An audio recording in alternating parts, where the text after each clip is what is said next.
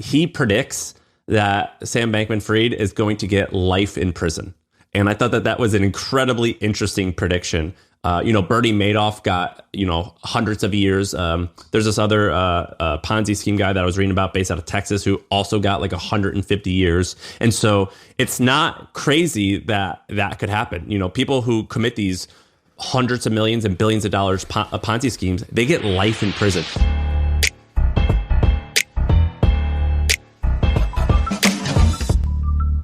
All right, we are live. Shaan. I'm in my my official crypto hoodie. What is that? This is fine. Oh, yeah, that's wonderful. Perfect hoodie for today. This is all I've been wanting to talk about. I purposely haven't texted you about this because this is all I want to talk about. But maybe just give like a 3 to 5 minute background on what's going on. I think you're the guy that should be doing that. And then I want to tell you some of the more interesting points that I think maybe haven't been covered or are less covered that I think are either hilarious or interesting. Okay, great. And by the way, should we check if I have a $25,000 withdrawal that's that we will see. We'll see if FTX has any money left. I'm going to check right now and see if it's come through.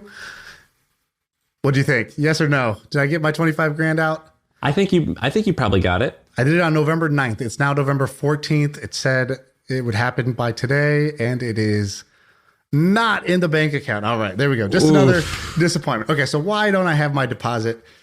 Actually, it's not even a deposit. They advertised with us, and so they paid me inside FTX, and I was just lazy and never withdrew it. Okay, so basically what's happened, here's the what happened for those who aren't following it that closely. FTX, which is a big crypto exchange, it's a place you go to buy, sell different cryptocurrencies. It was, I think, the number 2 or 3 largest exchange in the world, used mostly internationally, because it was kind of like, people all around the world want to buy. I think 90+% of people buying crypto are international. And so FTX basically was huge. Coinbase, but bigger than Coinbase. Bigger than Coinbase. Binance is number 1. I think there's technically something number 2, but really it's like Binance number 1, FTX 2, and sort of like Coinbase and the others, come after that. Okay, so FTX, which was this blue chip thing, and it was seen as this mega success story. You would see top investors in the world that were investing in this. So Sequoia, which is a preeminent VC firm, plus 50 others were investing in this. He's on the cover of Fortune magazine, and it says, the next JP Morgan, because he's, this young guy who becomes one of the wealthiest men in crypto. They say FTX at its peak was worth about $32 billion. And this company is only 4 years old, right? So it had this crazy explosive growth in valuation. Sam was said to be worth $16 billion himself. He's this genius trader and now entrepreneur. He's this crazy eccentric guy. The guy looks goofy as hell. He's a vegan who doesn't wear shoes and gives away all of his money through effective altruism, whatever. He's got this sort of character that everybody wants to talk about. Of which I bought into. Very easy to buy into. This you crazy person who sleeps on the floor of his desk and doesn't sleeping on the beanbag, believe in normal stuff, and he's at 29 or 30 worth north of $10 billion, and he previously made $1 billion plus by doing arbitrage with Korean crypto, so just some crazy shit. I bought into it. So that's the background. We all go on this most people are on that train of okay, I guess that's what it is. And then suddenly last week, there's a series of events. We can go into however much detail we want, but there's a series of events that basically causes a bank run on FTX. So users lose confidence that FTX is solvent, which means they say, I got to get my money off FTX, just as I did. You hit the withdrawal button, just in case there's any weird stuff going on. We've seen many things crash in 2022 in crypto. Luna was one, Voyager, Celsius. There was a handful of these things that crashed. So people said, better safe than sorry. Let's start withdrawing our money. That creates a liquidity crisis for FTX. They don't have the money to give. And everyone's like, where the hell's the money? Why don't you have the money? That's my deposit. That's my funds. You go to the bank, you expect them to have your money. And so FTX does not have their money.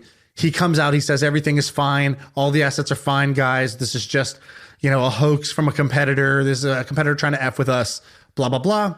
Binance is that competitor that he's talking about. So he's basically saying, oh, the number one guy's coming after us, but we're fine, guys. Don't panic. People still panic. And in fact, he was lying. Turns out this guy was a giant fraud. If you believe all the things that have been coming out, so allegedly, we'll say the word allegedly, this guy was lying, deceiving everybody, misusing customer funds, et cetera, et cetera. FTX goes under. It goes from a $20 to $30 billion company to a company that is now declaring bankruptcy, billions of dollars. There's like $10 billion worth of customer funds that are gone, vaporized, unaccounted for. This guy's fleeing the country and all kinds of crazy stuff. So I'll just set that as the background. Then now we can go into whatever parts you want to go into. All right. So there's been a lot of interesting things that have happened, and I want to name a few. This story's a week old now, so a lot of the stuff has been covered on the facts. We can talk about the facts if we want, but I want to talk about like some things that I think haven't been covered. First, the things happening on Twitter are amazing. This is all unraveling in real time on Twitter. One of the more interesting and funny ones, there's a Twitter handle called Autism Capital. The most based citizen journalism in crypto. We are currently following the FTX saga, but please be patient. We have autism. That's their. That's our source of truth, by the way. That is who we are leaning on at times of trouble right now. But listen, it's hilarious. And I think a lot of it's right. It's sort of like TMZ. TMZ is like considered trash because they're fast paced and they say a lot of stuff that eventually every once in a while they have to recant and say, oh no, we got this wrong. But you know what? They fucking nail it. They called Prince being dead or about to die. They called all this other stuff. And that is exactly what's happening. There's all these interesting things that Autism Capital is tweeting, like SBF, that's this guy, Sam, the founder. SBF did a masterclass, the company masterclass on trading, and it was set to release in December, and it's already been filmed. That's like an interesting thing they tweeted. Another interesting thing they tweeted is basically SBF's right-hand woman was this woman named Caroline, who rumors are that they also were like sleeping together. She ran the hedge fund, so that SBF owned, so all this weird collusion. She has a Tumblr that Autism Capital found, and it says she had a post called World Optimization, where her kink is men who control most major world governments. Yeah. Like, that's just what another... did it say exactly? It's like people always say, oh, I want this, but what I want is like a man who's like controls societies, governments, things like that. It's like, what the hell are you talking about? Yeah, dude. So I've followed them. Like if you're in crypto, you follow these people. These are Sam was considered one of the more blue chip. Of course, there's always some people that are like, this guy's full of shit, or I don't trust this guy, or whatever. But they're like the small minority. The majority of people believed that FTX was this fast growing company, and that Sam was this like really interesting, really smart founder. And then you knew the one part that was always shady. So, for example, when they advertised with us, they asked us to write a story on FTX. And we were like, okay, great. We'll write the story about how you guys grew so fast, what tactics you used, why you grew so fast. And we write the story. And then me and Ben were talking. We were like, story's all like, perfectly rosy. And that makes sense. This is like a sponsor, deep dive, basically. But we should put in what are some of the concerns, even if nothing else, just to like balance out the story so that it's like not literally just a fluff piece. So we were like, well, what are some of the criticisms? And one was like, before he started FTX, he started this company called Alameda Research. And Alameda Research is not a research company. It was a trading company. They just called it research, so it sounded a little more serious. But basically, and the rumors are, like, in Autism Capital, I think also shared this. They're like, well, Sam said he wanted to call it Alameda Research because that just had an official sounding name. And he also didn't want people to know that they were trading. Yeah, and in the entrepreneurial circles, it was like, oh, great little growth hack, right? It's like when you said, when we wanted to get advertisers for The Hustle, I would first just write a fake ad for some other company. Then I'd go to their competitor and be like, hey, do you want this spot? And there's a fake it till you make it that's acceptable. And then there's a fake it till you're a fraud, which is where this guy went totally wrong. So he had this trading company. The legend is basically that At the time, Bitcoin was trading at, let's say, 10 grand in America, but in other countries where it was harder to access Bitcoin, there was a slight premium. People were willing to pay more for a Bitcoin because it was so hard to access because the government was, maybe not allowing exchanges to run there properly or whatever. So in Japan and Korea, everybody saw this. Bitcoin would be 10,000 here, it'd be 11,000 or 12,000 there. And so the legend of the origin story for FTX is that Sam saw this. He was one of the people that exploited this arbitrage opportunity. He basically hustled, went to Korea, and set up this like logistics chain where they could buy $1 million of Bitcoin here, sell it for a slight premium there, wire the money back, and do it again the next day, just keep recycling the money, and that they made tons of money. And nobody really understood exactly how, like, there was some plot holes in this, but it was like, I don't know, I guess these guys are just smarter than us, but like, it's like, wait, you made $1 billion doing this? No, that sounds a little unreasonable. So you might have made what, hundreds of millions, but where did you get the seed capital for this? Like, you weren't rich. So like, how much initial money went into this? And there was never like some clarity there. So that was a little bit strange, but nobody really. What's the answer to that? What's the answer to that? Well, now it appears the answer might have been that just never even happened. That might have been a complete fabrication, or they might have done it at a much smaller scale. Nobody still knows the answer because this guy's like, on the run or, hiding, right now. So nobody knows the answer to that. But the bigger part, the part that we wrote about was like, well, Alameda Research, when FTX launched as an exchange, every exchange needs liquidity. When buyers and sellers come to the site, they need to be able to quickly get their order filled. So you usually have a market maker or a liquidity provider, basically, who sits there and says, I'll be the one who buys and sells things, and I'll take a small fee for providing that liquidity to the exchange so it runs better. So Alameda was the liquidity provider, it was the market maker for FTX. And so everybody knew that, and it was like, okay, cool. But it's like, wait, but Sam owns both. He owns the exchange and he owns the market maker. Isn't there some conflict of interest? So, if this is a hedge fund basically that can go buy things, but then FTX can list those coins, they'll know what they're going to list, right? So there's a little bit of it's weird. It's a conflict of interest. It's a little bit of, cousins kissing there. And so we had wrote about that. We go, they have this kissing cousins thing that people don't really like, or nobody knows the true extent to this relationship between the two. And they were like, hey, we need you to take that out. And we were like, well, we don't really think we should take it out. We think we're going to keep it in. And they were like, okay, cool. Like, but just pause this whole story. The crypto market prices are going down. We don't want to be bragging about how well we're doing right now. So we were like, okay, you paid us. You don't want us to run the story? We'll never run the story. So we never ran it. But I remember at that time, it was a small red flag of like, I'm surprised that instead of clarifying the relationship, they're like, don't talk about that. And so that was a little bit of a red flag. But, like most things, when you're reading 9 out of 10 things are just saying how this is the wonder kid and this is the best company, and then you have this one little red flag, you sort of brush it aside, or at least that's what I did, which is a mistake. By the way, the person that you worked with there, are they still there? Nobody's there, dude. The company's done. Yeah, but the person that you worked with, what do they list on their LinkedIn now? I wasn't working directly with him. I don't know the guy's name. It's all, Ben kind of was running the Milk Road, really. So I was just kind of like, I would do the writing and then he would talk to the guy or whatever. So I don't know the guy's name, but anyways, that was just like one small thing. And so what ended up happening, what the sort of cause of this was essentially that FTX was illegally and it was lying to customers and was illegally taking customer money, giving it to Alameda through either a loan or just like straight up funneling the money there. And then Alameda was going and trading using the customer money, trying to turn a profit, and was actually just like kind of bad at trading and was losing money. And so then they didn't have the money to return when all the customers wanted their money out. And when they, quote unquote, lent them the money, the collateral that they put up to take the loan, right? Like, let's say users put in a more like solid currency, let's say like Bitcoin.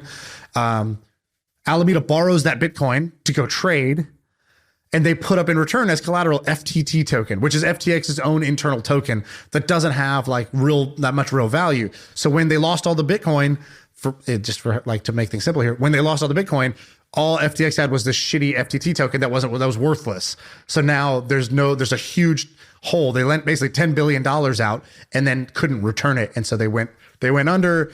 And basically now every day there's more leaks about how crazy this situation was, how these guys were liars, how they were doing this intentionally, how they were doing drugs, how they were, 15 people sleeping together in this like mega mansion while he pretended to be this like big philanthropist. And maybe he's an actor for the Chinese state. Who knows? There's like crazy theories all around. And, nobody knows the truth. And this guy's coming out. And yesterday he tweets for the first time and everyone's like, oh my God, here it comes. And he tweets out like a thread. And like you start a thread with 1. And then you just say the first point, then you're going to say 2, and then the second point. He tweets out 1, and all he says is, what? And then he tweets, and then he does nothing. And then he tweets out 2, and then the letter H. What does that mean? And then just now, an hour ago, he tweeted out A. And then 11 minutes ago, P. And dude, it's maybe he's spelling. Maybe he's like, what happened? I don't know what he's trying to do. I don't know what's going on. I don't know. Maybe he's having a break or something. He might be having a breakdown. He might have been hacked. Dude, I knew a guy who like was having a breakdown, and he had to be institutionalized, and he was tweeting crazy shit. And this is how it started. Maybe the guy's going through something like that. There's another interesting thing that happened with Chamath on the All In pod. And this is another thing that I saw. I think also Autism Capital. They like clipped this clip, and on the All In pod, Chamath, who has a whole bunch of other questionable things happening, but he said something interesting where he was looking at investing into FTX, and he was like, it's kind of weird how you guys are kind of self-dealing. I think you need a board, and I think you need rules around what you can and can't not do with this. And he said the person working at FTX called him back and literally said, hey, go fuck yourself, and just hung up. And that was the end of the call. Yeah. By the way, I think there's 70% chance that entire story is bullshit. I think Chamath is generally full of shit. And, so I do not believe this story for what it's worth. But dude, have you seen the videos? So the woman named, I guess my point would be, if you knew that something effed up was going on with this company, the most popular company in the world at that time in crypto, and that if you knew that this was messed up, like that there was fraud going on or deception or any of this stuff, you would have said something, right? Like, so maybe what he said is, I don't know, I don't feel comfortable with this. But I feel like he's trying to take some victory lap of being like, no, in the video, in the clip, I believe Chamath said, I believe he put emphasis on this. He goes, he literally said, go fuck yourself. No, that part I believe. I believe that they would say that. It's Chamath's part where he goes, I called them, they pitched me. I said, this doesn't make much sense, but okay, I'll have my guys look into it. And my guys looked into it. We gave them a recommendation. You need governance. You need to do this. You need to do that. And like, they said, go fuck yourself. I don't know. Something about that picture being so white knighty, raises more red flags to me as well. But a few other interesting things. Basically, another Twitter thing. These guys have been doing these like marathon Twitter spaces. One of the guys' name is Mario, and he hosted this Twitter space where Elon popped in, and someone was like, "Hey, Elon, what did you think when you first met this guy, SBF?" He goes, "Well, people were telling me when I was buying Twitter that he had lots of money, but my bullshit meter was redlining." And even all these major investment banks were like, yeah, this guy's walking on water. He's the best. He has money. And I just didn't think that he had the money. And I actually believe this story to be true. And it just like was interesting because from an outside, you think, well, these billionaires all know each other. They know what's up. And, they know if someone does or doesn't have money. They know if it does. They do or do not know if someone's legit. And Elon's like, I had no idea if he was legit, but he didn't seem legit to me. But everyone else said he was. And I thought that was like really interesting. I was like, oh, I thought this was like a club where you had to like show financials to get inside of. And turns out that's not true. And also the balls of SBF to be buying stadiums, to be hiring Tom Brady and all these other Larry David, these huge celebrities. This guy took a scam to the next level, so much hubris to be tweeting or DMing Elon and being like, hey, I'm down to put up $3 billion for buying Twitter. It's crazy. So did you see the text messages that leaked of that? Yeah. And what did Elon say? He goes, they weren't talking directly. So basically the text message that leaked, it's on this awesome Twitter handle called Internal Tech Emails. So you can go check it out there. It's Michael Grimes, who I think is like the head of... He's like a banker, banks. I think. Yeah, I think he's like one of the top guys at Morgan Stanley. So what's his actual? He's the managing director at Morgan Stanley. So he texts Elon. He goes, hey, do you have 5 minutes for a meeting that I think you'll want to take? Elon's like, I'll call you in half an hour. Mike Grimes, perfect. He goes, Sam Bankman-Fried is why I'm calling. He links to a link of Sam Bankman-Fried, which is basically a link to a story that like Sam Bankman-Fried is he was an effective altruist, meaning his goal was to make as much money as possible so that he could give it away. That was the best way that he could help and cause like positive change for society, was by maximizing how much money you can make and then giving it away, which is like why there's all the memes of like, you did it. You took all our money and you gave it away. You know, like, wow. And so then Elon just replies, 2 question marks, like, what? And he goes, I'm backlogged with a mountain of critical work matters. Is this urgent? He goes, he wants 1 to 5 billion. Serious about partnering with you. Same security you own. Not urgent unless you wanted him to fly out tomorrow. He goes, he could do 5 billion if everything is vision lock. He would do engineering for the social media blockchain integration. He founded FTX. He believes in your mission. Major Democratic donor. He was the number 2 largest Democratic donor, 50 million, something like that. He goes, so I thought it was worth an hour tomorrow. He said he could shake hands on 5 billion if you like him, and I think you will. Can you talk with, whatever, but it could get us 5 billion in equity in an hour. He's like trying to sell it, like, take this meeting. Elon replies, blockchain Twitter isn't possible as the bandwidth and latency requirements, blah, blah, blah. Basically a blockchain Twitter won't work. So this doesn't make any sense. And then it says, Elon disliked, could do 5 billion if Vision Lock would do engineering for social media blockchain integration. And then the banker goes, got it. I'll forward the equity interest to this other guy instead. But even if there's not the blockchain piece, he's interested in investing in Twitter and your mission, but we can put him on the sideline for now. And Elon goes, as long as I don't have to have a laborious blockchain debate. Which is honestly one of the cooler things that Elon has done or said in this entire thing, which is like, all right, I'll meet the crypto bro. Just don't make me I don't want to get into an hour-long talk about blockchain, please. And that I thought was hilarious. Then he goes, does Sam actually have 3 billion liquid? And then the guy goes like, yes, I think Sam has it. He actually said up to 10 at one point, but in writing, he said up to 5. He's into you.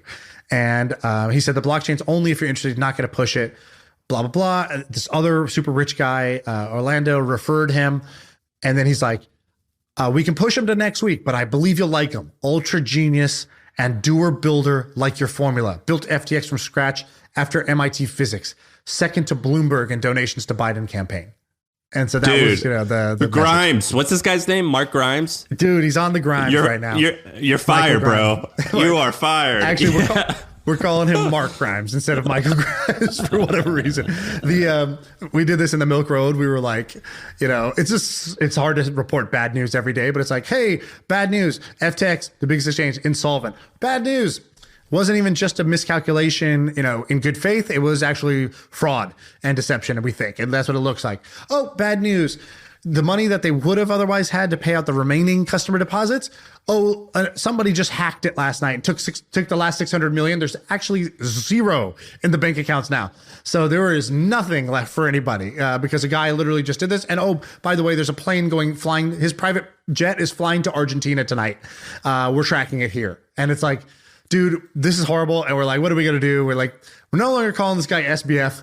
Nicknames are for winners. This guy is now Samuel. We're calling him his government name. And like, Mr. Bankman. No, not even. No, not even. He's Samuel from now on. Our software is the worst. Have you heard of HubSpot? See, most CRMs are a cobbled together mess, but HubSpot is easy to adopt and actually looks gorgeous. I think I love our new CRM. Our software is the best. HubSpot. Grow better. I want to ask you about Milk Road's engagement, but first, you tweeted something, and I agree with. Basically, you're talking about I lose trust in so many things. I'm losing. So FTX owned, I think, 10% of Robinhood, which I have money in. Not a huge sum, not but FTX. money. I think he personally, him and Alameda owned the 9% or something of it. I'm getting all my money out of Robinhood. I did that. I don't trust anything. I don't trust any new startup that is in banking. I, by default, don't believe you. Whereas before, I would be like, oh, this is kind of cool, I guess. Like, you have MasterCard's logo on there. I guess you're okay. Yeah, I'm not team innovation anymore. Yeah, no, fuck that. I'm going to E-Trades. I'm getting my money off of Robinhood. To all the people who I said, oh, you just don't get the disruptors. I'm sorry. You are right. Yeah, I was right. wrong. I'm sorry, Daddy. You are absolutely right. I do not. I think I trust Coinbase for some reason because the guy Brian seems a little bit legitimate, and they are publicly traded, so they do report quarterly. But I guess you got to trust somebody, right? Like you got to trust something. So, for example, I was like, dude, I'm getting all my crypto off Robinhood at the minimum because I had bought crypto on Robinhood. And then I was like, wait, I can't just send it to another wallet. It's like, no, because Robinhood actually wasn't buying crypto. You were buying a crypto derivative. I was like, what the fuck? Why did they say buy Bitcoin? Like, this is not Bitcoin. This is a Bitcoin tracking derivative. It's not even, you don't even own the coins. And then it was like, okay, now you could, after years, it was like, you could transfer it off. So I was like, oh, okay, I'll get to that when I get to it. And I bought a bunch of ETH on there. And I was like, Me too. I'm getting it all out of there. I go hit send it to ETH wallet. It's like, oh, you've exceeded your $5,000 maximum. I was like, $5,000 max? Every day you can only do 5,000? First of all, why? Second of all, that's bullshit. This will take forever to get all my money off this thing. It's just like yet another strike against, innovation. I'm the old guy on the lawn now shaking my fist saying, all you rascals, stop playing with my money. It's like, and it's not crypto. It's not like Bitcoin did anything. It's like the people building the companies around this that are literally like committing fraud or taking so much reckless risk that their whole exchange goes insolvent overnight or gets hacked. That's insane. So I was like, you know what? I'm going to self-custody or, take this portion, move it over here, do this over here.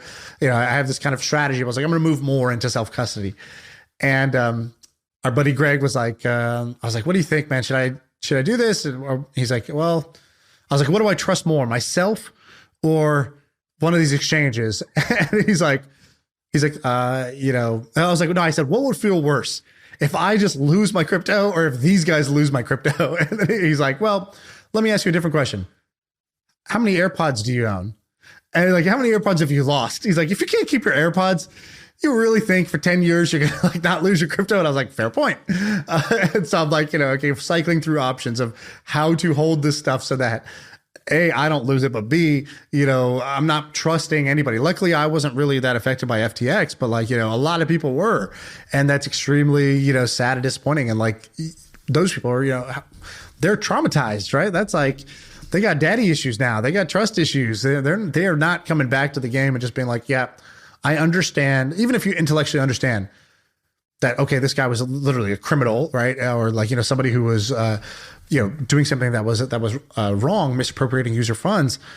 Even if you acknowledge that was one bad actor, it's like, dude, there's a lot of bad actors in crypto. And how the hell am I supposed to know? It's not like you get to go sit and audit the books of these companies. It's not like you get, they say one thing, they do another. Like 24 hours before it went insolvent, the CEO comes out and says, all assets are fine. We do not lend out customer deposits. 24 hours later, gone. And turns out this guy was lying. Well, dude, an interesting thing about San Francisco and Silicon Valley, where we both kind of started our careers, is it's all based on trust. So there's like a lot of times where you give people money, you just wire them money without contracts. You pump people up and make intros, even though you don't entirely know. You look at a slide deck and you say, okay, this is what they're saying the numbers are. You don't say, okay, I need to go into your database and I need to go check to see this. Oh, I need to check that this database number is also not fudged by, bots or, fake downloads or whatever. Oh, I also need to check that your pixel's not firing in twice, or you're not like hiding costs over here with your shell companies. You don't know all that stuff. And it would take a tremendous amount of time to do that. This whole thing, or our little world, is based on this type of trust. And you and I have both kind of got started right when a great economy was kicking off. And I basically didn't ever think people were lying. And that was incredibly naive. And now I feel, even though I haven't really been burnt by this, but I do feel I'm like, oh, I don't really trust anyone anymore. And I think that everyone might be lying just a little bit. And it has changed my perspective on that 100%. And so I used to see Robinhood as like, oh, you're the underdog, like you're on my side. It's like, oh no, you definitely can lose my money. I don't believe you. What about Milk Road? So for the new listeners, Shaan started this thing called Milk Road. It's a daily email for crypto with hundreds of thousands of people. Is your engagement skyrocketing, or are people just telling you to fuck off because they hate the whole industry? No, this engagement's very high because during a crisis, a lot of people want to read. I think what we will see, though, is over the coming months, that's not going to bode well for us, right? Like, even if engagement's high right now, during, the play-by-play craziness of what's going on, right? We're getting, record open rates and shit like that. What happens 3 months from now as people are just sort of disillusioned, the news is over, the crisis is over. It's like, dude, nobody's talking about Ukraine right now in my world, like day to day. People aren't talking about Ukraine every day. I remember when that shit broke out, it was like my mom, my sister, everybody I knew was like glued to their phone, watching these videos, fucking getting Zelensky tattoos and being like, oh my God, I can't believe this. My heart goes out, thoughts and prayers, blah, blah, blah. And then you're in day 98 and you're like, your thoughts and prayers go back to like, I wish this, whatever, just whatever your daily life was. You like sort of revert. You stop caring as much. In the same way, like, I think what's going to happen for us with the Milk Road is that engagement spikes during this time, but actually it's not good for anybody in the industry when somebody breaks, like, customer trust gets shaken this badly. That sets it back like potentially years. Oh yeah. It's not a question. Default. Is it set back by years? Is this going to ruin it? I mean, like that's how big this is in my mind. Yeah. And I think that one's probably not, if it was good, like if crypto is going to fail, I don't think it's going to fail because of this. Like we've seen actually before the number one exchange go down before. It's just like, as the industry grows, disasters cost a lot more money and they affect a lot more people. But like we've actually seen literally this disaster before with Mt. Gox. And there's a Netflix documentary, I've talked about it on the pod, about a Canadian exchange that was literally doing this. You would go in, it was like same thing. Guy's a boy genius, everybody loves him, media loves him, starts this exchange, becomes the biggest one in Canada. Turns out there was literally never anything in the deposits. Like you would click buy Bitcoin, you'd send him the money. He would never buy Bitcoin. He would just show the number in on your computer screen. You got 10. And he would just take the money, go do whatever he wanted with it. And it was literally just like a criminal. He was lying. And he faked his own death. Then he mysteriously died or faked his own death. And, Sam Bankman-Fried's tweeting out one letter at a time here as, who knows what's going on with this guy too. So like we've literally seen this exact disaster before, but it's higher profile, it's louder, it affects more people. And now instead of losing millions, tens of millions, hundreds of millions, now it's billions that we're playing with that got lost here. So I think it's definitely bad, but I don't think this is like the death blow to crypto. I think if it's like same thing with startups, like startups don't usually die due to competition. You don't die because you got hunted. You died because you starved. And I think if it happens if crypto dies, it's going to be for the same reason.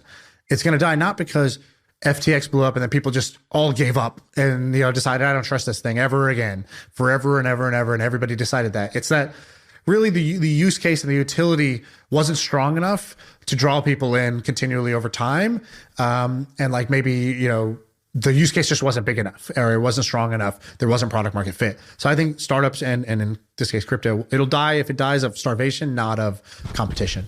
Who's one of the big winners here is Martin Shkreli. So basically Martin Shkreli, pharma bro, went to jail for a couple of years for scamming his pharmacy company or something like that, pharmaceutical company or something like that, finance guy, but very smart, I think, a very smart guy. And he has a Substack now that is incredibly interesting. And he's been doing Twitter spaces where he's been like commenting on this. And he's like, well, jail's not that bad. Like he's saying all this funny stuff. And he wrote in his Substack this morning that he predicts that Sam Bankman-Fried is going to get life in prison. And I thought that was an incredibly interesting prediction. Bernie Madoff got, hundreds of years. There's this other Ponzi scheme guy that I was reading about based out of Texas who also got like 150 years. And so it's not crazy that could happen. People who commit these hundreds of millions and billions of dollars Ponzi schemes, they get life in prison, which is kind of crazy that you can get life in prison for a non-violent crime. But his prediction is that he's going to go to prison forever. So the Enron got 24 years as his sentence. Let's see, Bernie Madoff. Well, Bernie died in prison. He got sentenced when he was in his 70s, but I think he got hundreds of 150 years was like the headline number. And then I think another big Ponzi scheme guy, I believe his last name was Sanford, Marc Sanford, I believe. He at age 60 something got 150 years. So it's regardless of when you get that 150 years, it's a life sentence. And so it doesn't appear that this is literally a Ponzi scheme. A Ponzi scheme works in a specific way. Like I think Madoff basically would he had all the money in one checking account. Did you know this? He had $1 billion in a Chase account. It was just whenever somebody requested, he would pay them out of that and show these great returns or whatever. But in this case, basically the effect's the same here. He defrauded people to the tune of billions and billions of dollars. Exactly. And not only that, but the interest, Bernie Madoff, I don't know if you know this, but do you know that he was the head of the SEC for a minute? Of the Security Exchange. Yeah, he was that, or it was either that or NASDAQ. I think he was the head of the SEC, and so he was a big deal, and so that was bold on his part. But SBF did this in an even bolder way because he was mainstream. He owned, or they had the naming rights to the Miami Heat, and they had commercials with Tom Brady. And so to me, if I'm a judge, I'm like, dude, you're rubbing it in all of our faces. This is more egregious than Bernie Madoff, who was a little bit more quiet about it. So you're just taunting me while you're stealing. So of course I'm going to get you as hard as I possibly can. Right. Yeah. Yeah. It's bad. I mean, it's very, very visible, very, very painful. Very just the gall of people. I mean, this guy is a real motherfucker for what he did. That's a crazy, crazy thing to do. And, there's I could see one version of it, which is basically, there's one version of it, which is he believed that this would, he wasn't trying to steal people's money. He was you know what, Alameda, basically what people think is that Alameda, when Luna blew up, Alameda lost a bunch of money. And in order to save Alameda from having to liquidate everywhere, he's okay, let me just loan you this money. You will make it back because you're good. And then I'll make it all good in the end. No harm, no foul. I know that I shouldn't do this. He didn't tell anybody about this. That's one version of reality that could exist. There is some evidence against that, but it's hard to know, we're talking about autism capital as a source, right? It's hard to know if this evidence is anybody just making a screenshot of whatever, it's hard to know at this point. So, so basically there's one version of reality that's that, which is he got stuck in a spot where he was going to lose a bunch of money and his thing was going to go under and it was going to be very public and bad. And he tried to cover it up and he kind of panicked. He made a terrible decision and he did something that was wrong and illegal and against the terms of service, at least for FTX. But he intended to make it all right. And then there's another version, which was, as of now, that does not seem like a very likely scenario. And what what evidence makes you say that? That people were saying that he's allegedly, none of this has been proven, that he's been wiring himself $500 million, and that coincidentally the FTX has been hacked, things like that. I don't feel as though that is going to be the outcome. Yeah, so let's say whatever. There's some probability that's what happened, sure. And then there's another probability. The more egregious possibility is basically he's screw everybody. We're going to take the money. We're going to funnel it over here. I'm going to grease he lives in the Bahamas. He's I'm going to grease all the politicians here. I'm going to grease the politicians in the United States, be the second biggest donor to Biden. And I'm going to, go to, there's this crazy stuff where the girl who was running Alameda, her dad was worked with Gary Gensler and who's the SEC chair. And that's why SBF and Gensler kept meeting. And we're about to pass this bill that was going to be very bad for DeFi, but very good for FTX. And it was all this game to basically lock in this money machine that he was going to continue to use for his own benefit. And Alameda was abusing the information that they had, front running the trades. There's everything was evil, and then there's the slippery slope type of thing. If you watch the Theranos documentary, for example, I shouldn't say documentary, the Theranos fucking movie, whatever the show. They make it look in that what actually happens is she's wants to do something great. She's sort of delusional about her own abilities, thinks that I'm an entrepreneur, I could prove everybody wrong, thinks that the technology will work, thinks that she's buying time to fake it till you make it to get it to work. And then at some point gets so trapped in the lie that she just goes all in on the lie. Because at that point, like her entire image, ego, company, fortune is based on this working. And she's like, you know, eventually starts just, you know, actually lying and committing crimes. And so like that became like, but that wasn't the intention day one. Is like, I'm going to do this scam. I'm going to scam everybody. And so I think that's the only question here. But regardless, the result is the same. Scam happened, whether he intended to do the scam from day one or halfway through got in a spot, panicked, and then started to lie and started to commit these, you know, sort of, I don't know if I should call them crimes, but, you know, do what he did. To add to the story, do you know who this kid's parents are? Yeah, they're like ethics teachers at Stanford. Dude, they teach. Of course they are. They're both professors of law at Stanford Law School. I think they also like taught at Yale. I mean, so they're supposed to be like no, but they also literally teach ethics.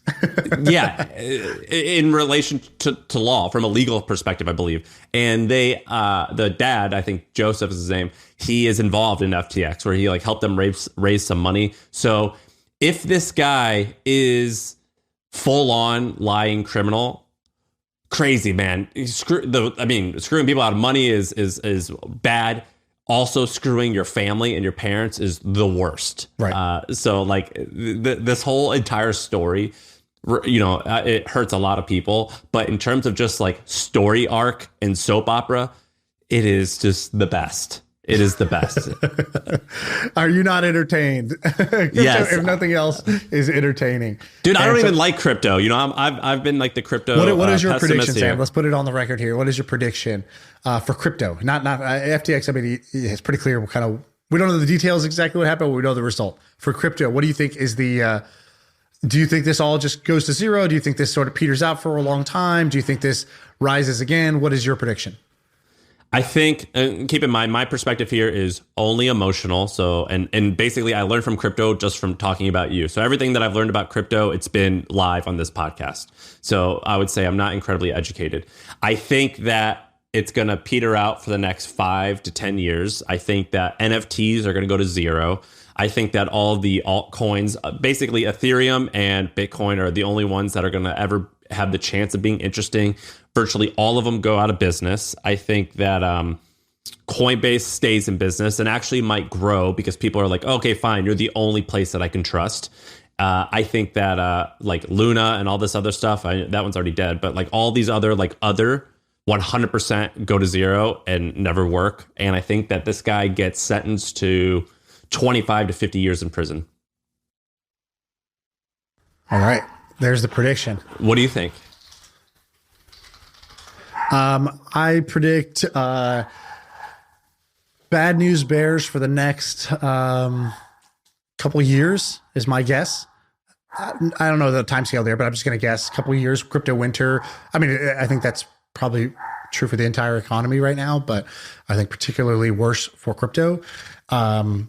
But I do think that in the end, crypto is real and is going to work. And, you know, I know that's kind of maybe now unpopular. Maybe it was always unpopular. I'm not sure. I don't really pay too much attention to that. But yeah, I do think Bitcoin, Ethereum, and then replacements to some of the other use cases that were built are going to rise. And I think some of the things you said are totally true. I think this guy goes down. I think Coinbase does well. I think that most of the current coins that are completely overvalued go to zero. But I do think that Bitcoin and Ethereum are here to stay. And I think that they won't be the only two forever. I think there will be new ones that come and do well in the future. But I think it's I also think it's another down cycle.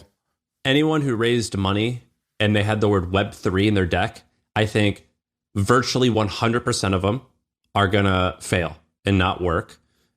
Not necessarily because they are bad entrepreneurs or because their products are stupid, although I do think that is the case in the vast majority of them. I think that they're just going to be laughed out of like existence and just be like, dude, we're never working with you. Like this is like both consumers. Not because they're ugly, which they are. Not because they're dumb, certainly so. But because they're going to get laughed out the room by investors. Yeah. It's not because they're ugly. It's not because they're dumb. It's just because they're pathetic. I think that's going to happen. Not all, but close to all. Yeah, well, that's true. I think for most startups. All right, I got to go. Somebody's at my door. They keep knocking. All right, that's the pod.